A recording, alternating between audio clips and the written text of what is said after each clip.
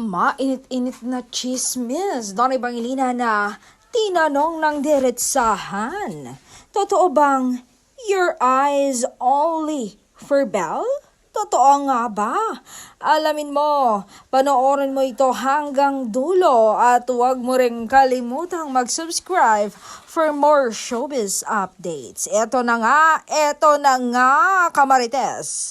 Ang sagot ni aktor, sabi niya, when you love someone, everyone else becomes invisible. My eyes only for her, for Belle. Totoo nga ba? Agree ba kayo? Kung agree kayo, i-comment mo na sa comment section sa ibaba.